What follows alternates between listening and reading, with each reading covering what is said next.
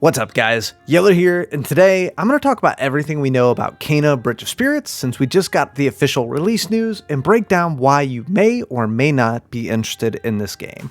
Now for me, this game looks absolutely amazing. I love action RPGs, I'm a huge Zelda fan where you explore, solve puzzles, and upgrade your character, but on top of that, the visuals in this game are just absolutely stunning. As for why I mentioned Zelda a moment ago, the studio behind Kena Bridge of Spirits is actually also the animation team that worked on the Majora's Mask fan film, Terrible Fate, and the team has stated they definitely took influence from the 3D Zelda games. I will also have that short film pinned in the description if you'd like to check it out. Now, this video is going to be broken down into chapters or segments since we're going to cover so much, so if I am covering something that you're already aware of course feel free to skip ahead to the next section. Before we get into it, if you enjoyed the video today or learn anything, hit that like button. It's greatly appreciated and it really helps me out. And if you're interested in gaming news or guides, consider subscribing. Alright, let's get into it. So let's start off with a quick dive into what Kena Bridge of Spirits is as a game.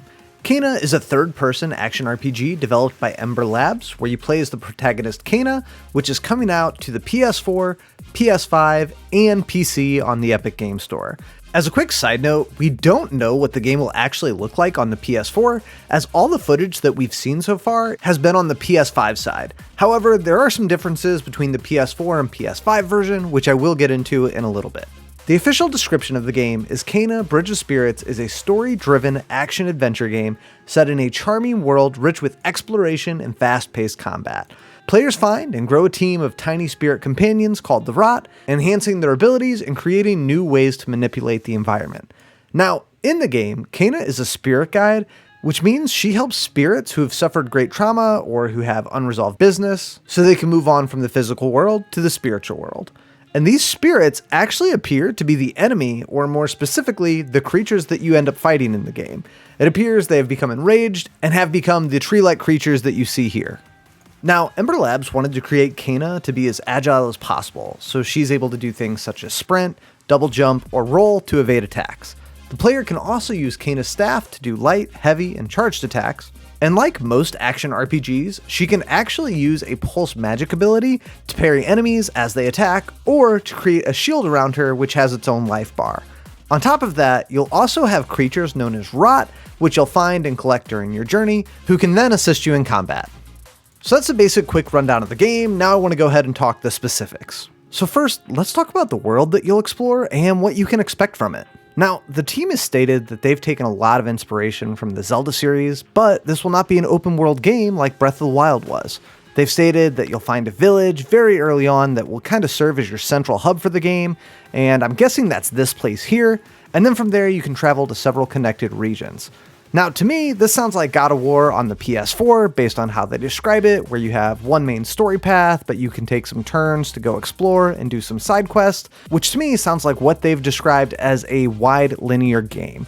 As stated previously, this will be an action combat filled world with plenty of puzzles. As for the collectibles in the world, we do know that you'll be able to find and collect up to 100 of the Rot creatures, and that there will also be gems you can find within the world that you can use to purchase hats for each Rot if you'd like to customize them. Now, Ember Labs has stated that there will be a ton of gems, and they've been very liberal with them in the world, so buying hats won't be hard to accomplish. However, if you want to purchase a hat for every single one of the 100 Rot, it will be pretty difficult to do. In case you're curious, there's also no microtransactions in this game, so buying the hats with gems or unlocking special ones via challenges will be the only way to get them.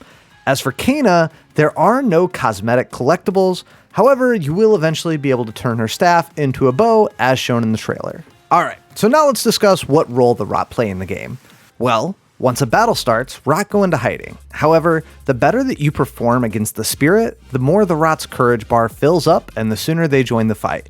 The more Rot that you have, the more abilities you'll unlock, and the more helpful they'll be in combat, such as infusing your abilities or even distracting enemies. The Rot do not die, and once you've found one, he's part of the team forever. You also won't have to micromanage them like you do in Pikmin, for example. The Rot will always work together as a team to do the tasks that you've assigned. So you won't have to split them up into 25 of them doing one thing and the other 25 doing another. On top of that, the Rot can do things like pull a broken bridge back into shape temporarily, or they can even combine to push blocks into position to help you get up to hard to reach places. Now, the first rat you encounter kinda ends up being the leader of the group and will hang out on Kana's shoulder, pointing things out for you to do, kinda similar to a Pikachu-Ash relationship. So, how long will the game be? Well, we know the team's goal was to make a game that players could comfortably finish over the weekend. So my guess is if you want to just finish the main story, you're probably looking at a game that lasts anywhere from 8 to 12 hours. Of course, if you decide to collect all the rot or play on the higher difficulty settings, the game will last longer, but we don't know exactly how much longer. They've stated the team has a lot of Soulsborne fans on the dev team, and while the game isn't quite up to From Software's difficulty, players will be challenged on the highest difficulty. So if you're a Souls veteran or just an action RPG vet, you may want to crank the difficulty up on your initial run through. Otherwise, the team just wanted to make a game that families can enjoy together. Alright, so what's this game going to cost you?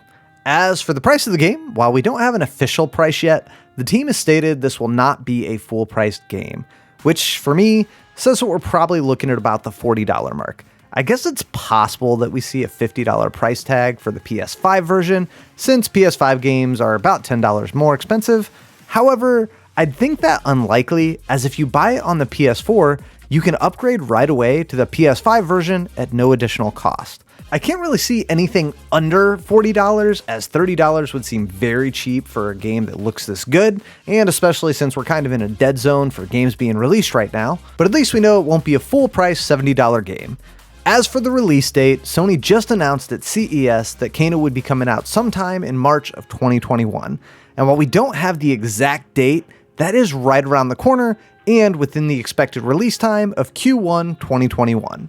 And finally, let's talk about the differences between the PS5 and the PS4 versions that are going to be coming out. On the PS5 version, not only will you have faster load times, but all 100 rot can be shown on the screen at all times. On the PS4 version, while you'll still be able to collect and use all 100 rot, not all of them will appear visually.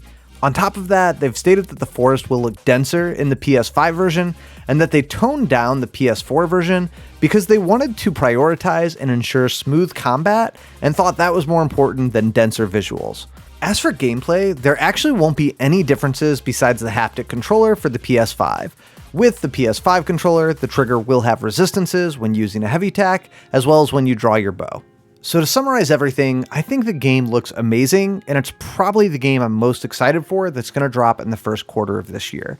Even if the game isn't very long, this is something that I could see a lot of people enjoying, and a game I'll probably end up playing with my daughter.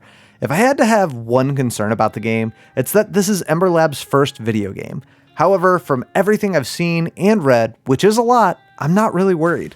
So let me know what you guys think in the comments below, if you're excited for this game, if any of this is news to you, and if you enjoyed the video, please hit that like button and consider subscribing. Thanks for watching, and I'll see you next time.